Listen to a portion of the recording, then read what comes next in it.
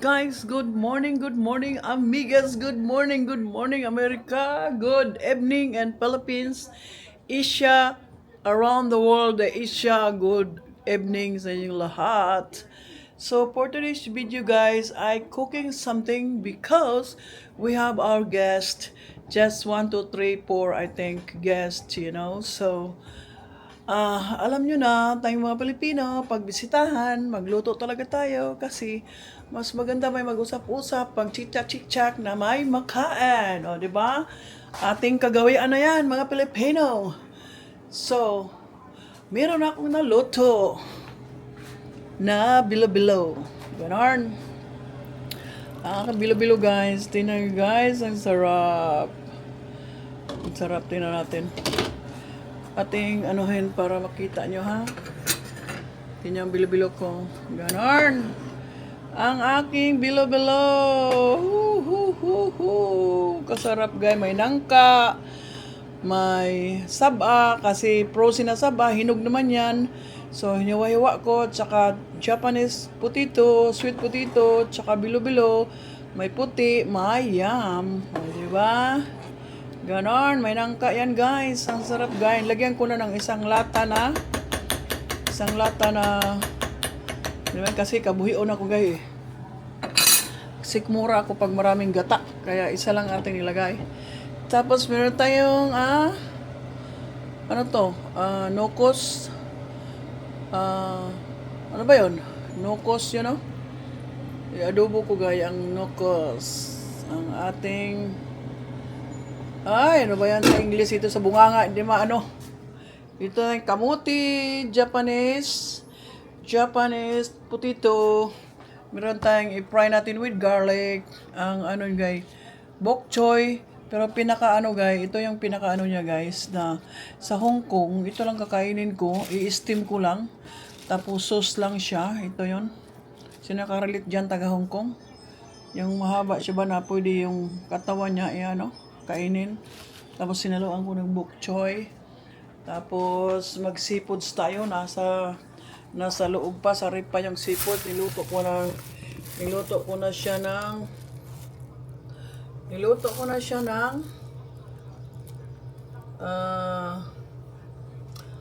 garlic at saka ginger. Yung ating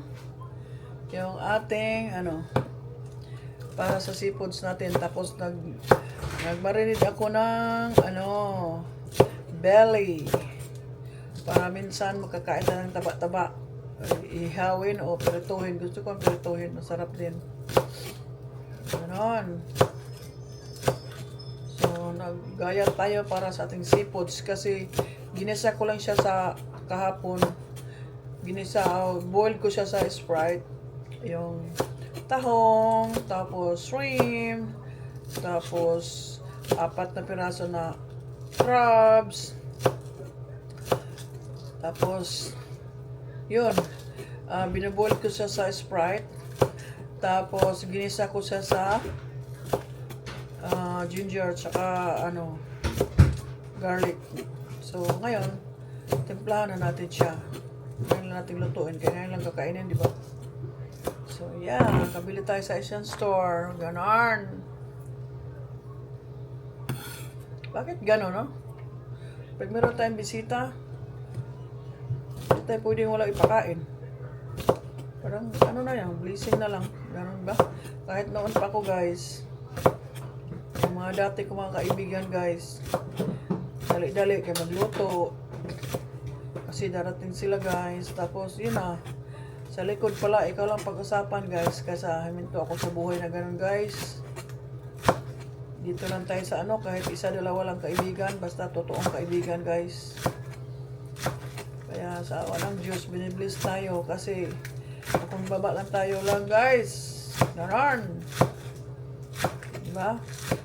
Kaya mga Pilipina dito iba guys. So, More Joseph. Kayo dyan, yung parating pa lang, may mga apam. Huwag kayo magbago naman. Huwag kayong kuntisan dito. Mag-pray na lang kung may kita. Kung masortihan ka sa asawa mo. Ganon, hindi yung pakuntisan pagdating dito. Sino malaking bahay, yung pala may mga utang. Diba? Kuntisan, dati naka-apartment lang ako ng pobre.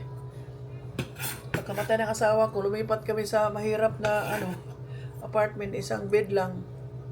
Pero nabuhay din, nakasurvive din, di ba? Pero ang iba na, guys, hindi ka i-close kasi yun nga, wala kang bahay malaki. Sila may malaking bahay. Pero sa awa ngayon, guys, sa awa ng Panginoon ngayon, guys, naawaan tayo, wala na tayong utang, wala na tayong bayaran, di ba? Kasi nakatagpo tayo ng mga mabait.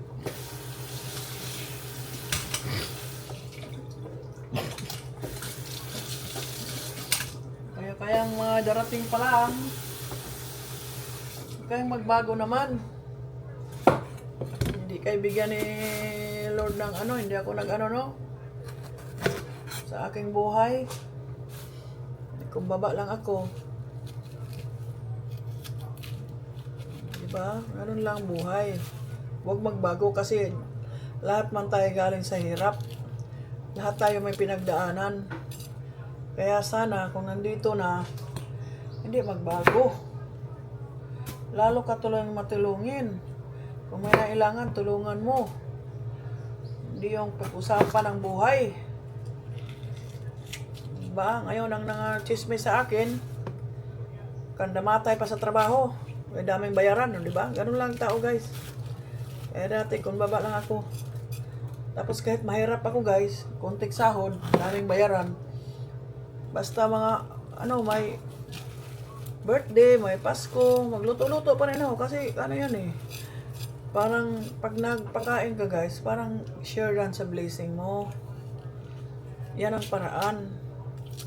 Hindi yung nagmamayabang. Kahit mahirap ka, luto-luto ka rin. Yan ang paraan. Hindi mo naman bigyan ng pera, di ba? Kaya, siyempre, no? So, ang paraan is magluto na lang. Para share ka sa iyong mga na-achieve, di ba? Ganon.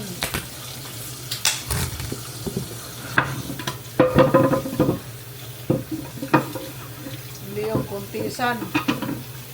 Kuntisan, sino malaking bahay. Di ba? Malaking bahay, pero utang. Di ba? Mga mayabang. Yung mga nagchisme sa akin, guys, saan na kayo? Bisaya pa, nakatamay sa imo ba sa una, kay pobre ka, gamay ra kag sahod, dami kang utang dati. Kaya pakumbaba lang ako, guys. Kahit maldita ako, guys, marunong mo kumbaba. Bayaan ko yung mga taong ganyan, i-ignore ko. Kasi ako nakakaalam sa sarili ko. Diba, guys? Kaya yung mga ganyan, yung iba dyan may mga basir, hayaan nyo. Kasi normal lang yung mga basir na yung binabas kayo.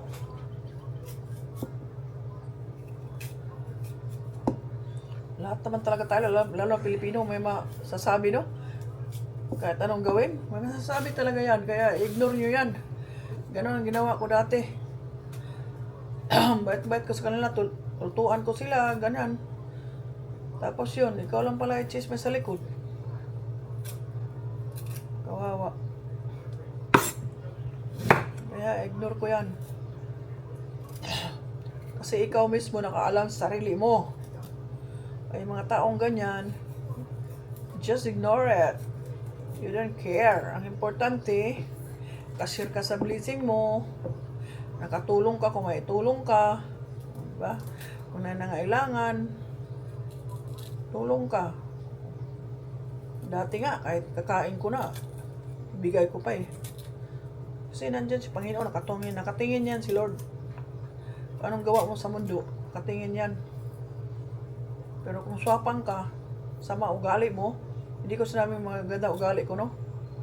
Pero may mga taong ayaw sa akin kasi prangka ako. Bakit? Gusto ko rin prangkahin ako, ayaw ang chismis. Ganon. Hindi may iwasan natin mga Pilipino. Ganon. Umaangat ka lang. Ngayon, ang chismis sila sa akin noon, siyempre, hindi ka bini-best friend, kino-close kasi nga, wala kang bahay. Ngayon, alam nila ang buhay ko, iwan ko na lang, anong chismis na naman. Diba? Ewan ko lang, anong chismis na naman. Kumpake sa inyo. Laki mga bahay niyo.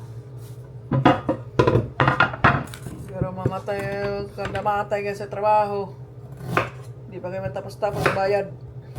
Ang sinismis nyo, gano'n lang ang tao. Kaya dapat, pakabait tayo sa kapwa, lalo na kapwa Pilipino. Iba dito, hindi, pakuntisan. Nagugulat sa ano nila, nagugulat na may sasakyan sila. Nagugulat na nagkabahay malaki sila, nagkabahay sa Pinas, nagugulat, di ba? Gulat na gulat. Kaya ang bago ugali. Ganon.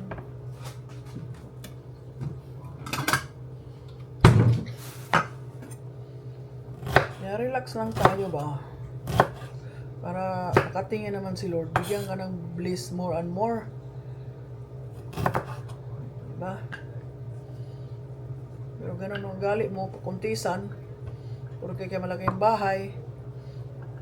Hindi mo na ikuklose ang Pilipina, kaya ganito ganyan. Diba? Kasi sa halos lahat namin, kaibigan dati kaya ako pinakapobre. Pero sa awa ng Diyos, wala akong binabayaran din. Asawa ko lahat nagbabayad. Ang sweldo ko, akin lang padala sa Pinas. Nung wala pang trabaho, siya nagpadala sa anak ko. Yung nakatrabaho na ako na. Yun lang. Pero hindi ako nagbayad ng mga bayaran. Doon ako nagbayad. Nung namatay na siya, akin na lahat. Parang surrender nga ako. Uwi na ako Pinas. Pero ayaw ng anak ko, hindi umimik. So ayaw niya. Kaya sige, gunang-gulang. Kunti lang sahod. Kunti lang maiwan kasi maraming bayaran.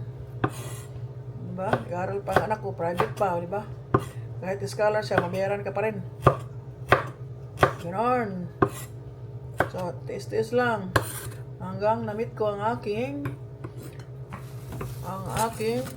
poging asawahin. Ganon. Ganun lang buhay. Ngayon, wala na akong stress, guys. Wala nang anak ko. Wala na akong stress sa buhay. Relax na tayo. Sa awa ng Diyos.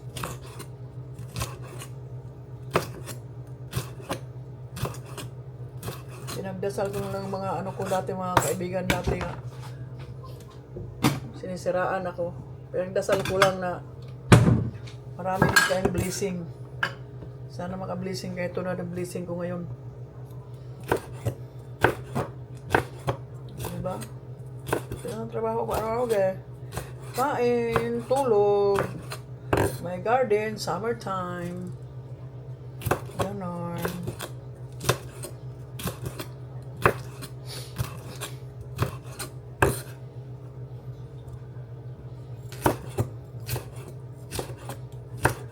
So, yan ang itong ano ngayon guys. Mamaya na guys. Darating yung mga bisita ko, mga guwapa. So, bye-bye muna guys. Dito muna tayo. Bye-bye. Mamaya. Ngayon guys, magluto na tayo ng ating seafoods. Dito yung ingredients natin guys. Lagyan natin sesame oil, oyster sauce, olive oil. Meron tayong black pepper, tapos onion and garlic. Bili ako ng chicken stock and then butter. Ganon ang ating gawin sa ating seafoods. Ganon. Guys, luto na tayo sa ating seafoods. Ganon guys. So,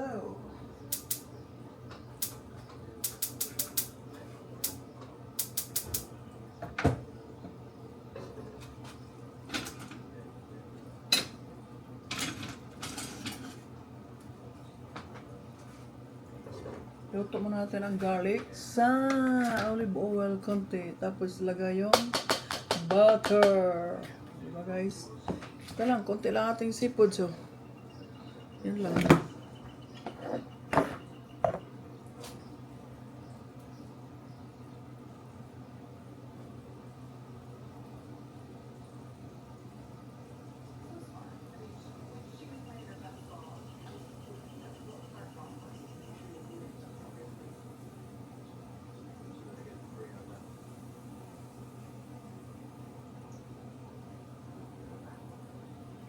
Okay guys, magluto na tayo ng seafoods natin. Lagyan natin mag-welcome tayo muna. Iluto ang ating garlic. Ang ating garlic.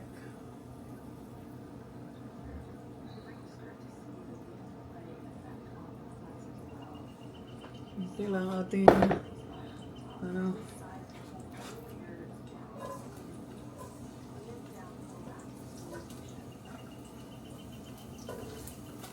tapos magtira tayo ng garlic para sa ating vegetable. Bok choy. Di ko alam yung isang kalimutan ko anong pangalan nun na pwede mong i-steam tapos sauce lang. Kalimutan yung pangalan. Pati yung takway niya guys, takway, yung katawan pwede kainin. Sa Hong Kong yun lang kainin ko guys. Lagay ko sa steam ko tapos soy sauce. Sarap.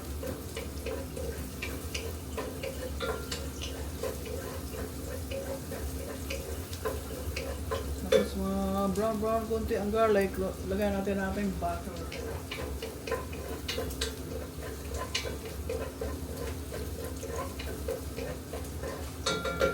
Babay mo na guys. Ito ang ating seafoods guys. Tingnan nyo guys. Kasarap. Kain tayo guys. Mamaya wala pang bisita guys. Tapos may sasawan tayo. May kamuti na tayo dyan. Mamaya picturean ko lahat. So yummers! Bye bye muna.